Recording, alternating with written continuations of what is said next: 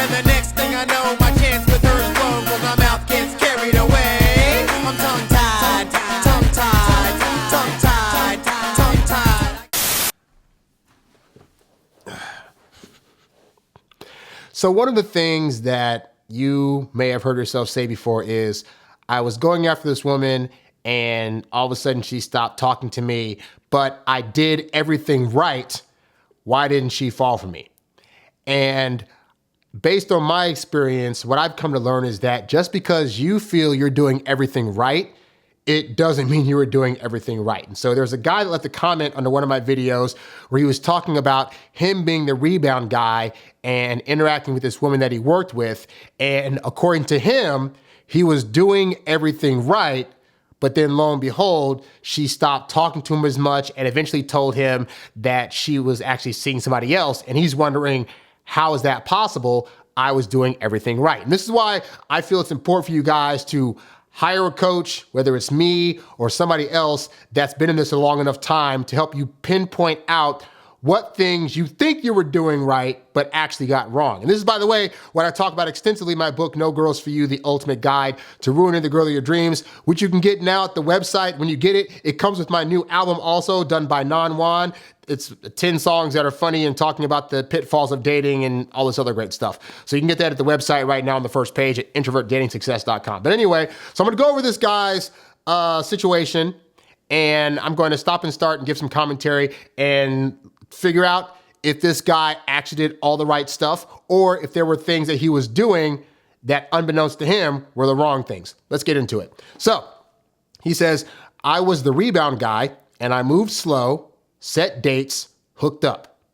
So he doesn't say what the pacing of that was, because I typically tell you guys, you want to ask her out on a date once a week when you're first starting out. And then as she gets more into you, she'll start asking for more time.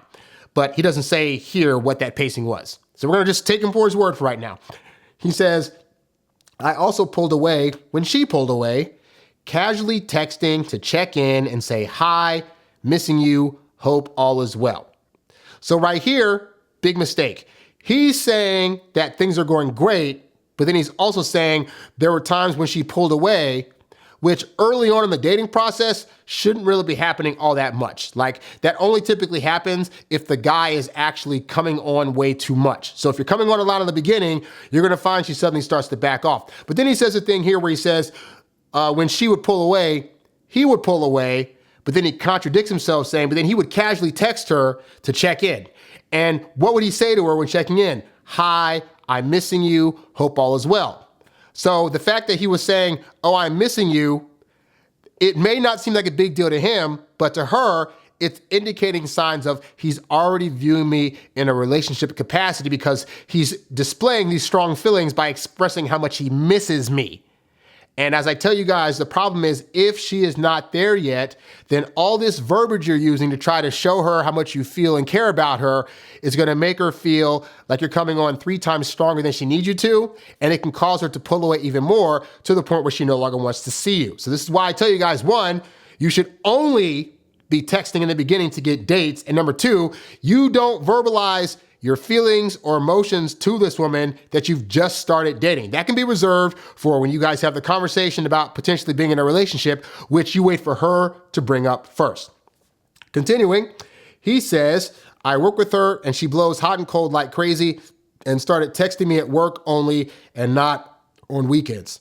Her hot and cold looked like suffering and painful to watch. Well, the reality is the woman that really likes you isn't going to do the hot and cold dance. Like, if they like you, they're going to make sure they're not doing things to potentially push you away. But the problem most guys have is they're constantly thinking in their head, I got to keep doing in order to not lose her. And when you come to a woman from that position, you always lose out because women want to follow your lead. So if you're following her lead, then you're not the leader that she needs you to be in the relationship, and it can cause her to be turned off. All right. Continuing. He says, yesterday she was unusually warm and flirty at work, asking me to lunch, bantering with her sister on speakerphone. So basically, you went out with her, but then she had a third party there. Even if they weren't there in person, it was by phone. That is what I call a barrier. That is a C blocker. That is the person that's there, so that way this does not become a romantic conversation. She didn't have to take that call or make that be a call. She decided to because she's not trying to give indicators at this point that she wants to be in a relationship.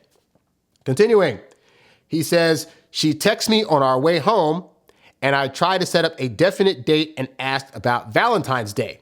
Pause. Women that you've just met and that you're not in a relationship yet do not get holidays, birthdays, or family functions or work functions, okay?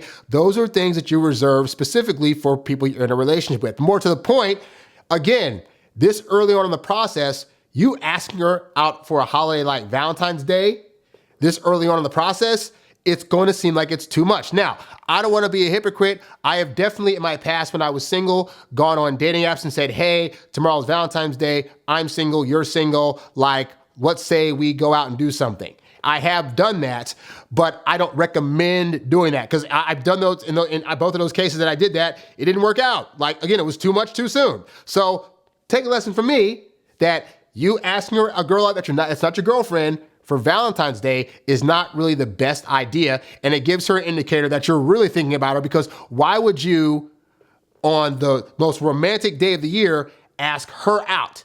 It's going to give her the impression again that you're already thinking about her in a girlfriend capacity. And if she's not there and if she hasn't suggested it, then that is something you should not be doing. Just real talk. Sorry it works that way, but women don't respond well for the most part. I typically speak in generalities for purposes of this show.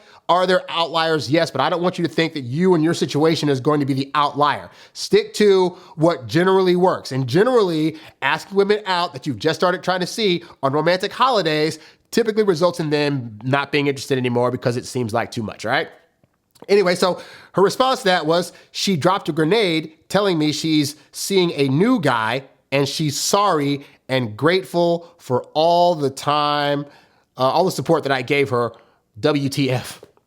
So then he says, I did everything right, kept text at a minimum, moved slow, let her come to me, and still lost.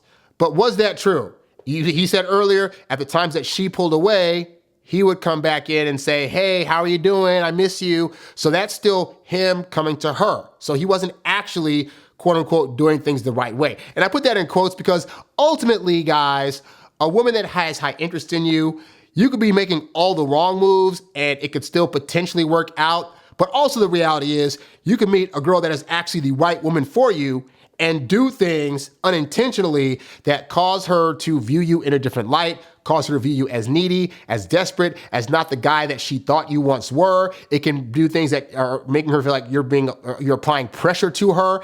And those are the things that you're trying to avoid doing early on, which is why I teach you guys about how to apply patience, why you shouldn't text so much, why you should wait a few days after that first date to call her up for the next date. Like these are things that are going to allow her to feel a bit of a distance from you.